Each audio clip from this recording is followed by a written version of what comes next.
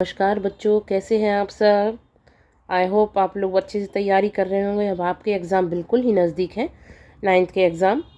तो आज 9th वालों के लिए लेके आई हूँ सबसे पहले चैप्टर का एक बहुत छोटा सा क्वेश्चन है। पदार्थ किसे कहते हैं या पदार्थ की परिभाषा भी आप इसको बोल सकते हैं।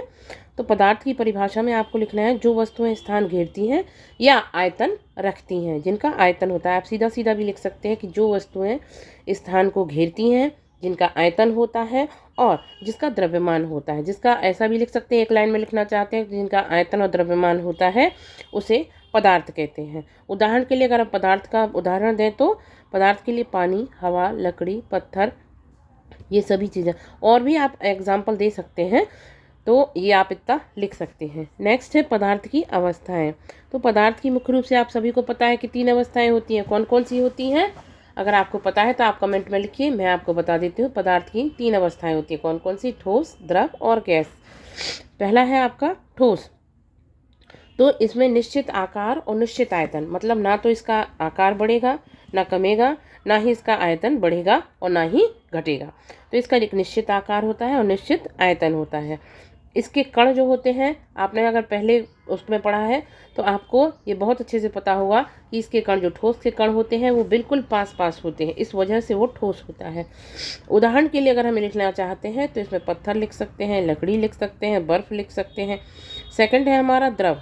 द्रव अवस्था, जिसका आयतन होता है वो निश्चित होता है, लेकिन इसका आकार निश्चित नहीं होता है। ये जिसको जिस बर्तन में डाल देते हैं ये उसी आकार का, जैसे कि उदाहरण के लिए हम देख सकते हैं दूध है, पानी है, ये सब चीज़ें। तो इनके लिए, और ऑयल भी हो सकता है, तेल भी हो सकता है, तो इनका आयतन तो निश्चित होता है लेकिन इनका आकार निश्चित नहीं होता है। इनको जिस भी बर्तन में या जिस भी पॉट में डालते हैं, जिस भी बॉटल में डालते हैं, किसी कटोरी में डालते हैं, थाली में डालते हैं, वो ये उस आकार का हो जाता है। इसका आकार निश्चित नहीं होता है लेकिन इसका आयतन निश्चित होता है। किसका? द्रव का।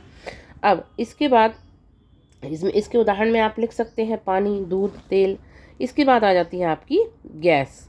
गैस में आएगा आपका कि इनका ना तो आकार निश्चित होता है और ना ही इनका आयतन निश्चित होता है। ये इनका आकार भी बदलता रहता है, इनका आयतन भी बदलता रहता है।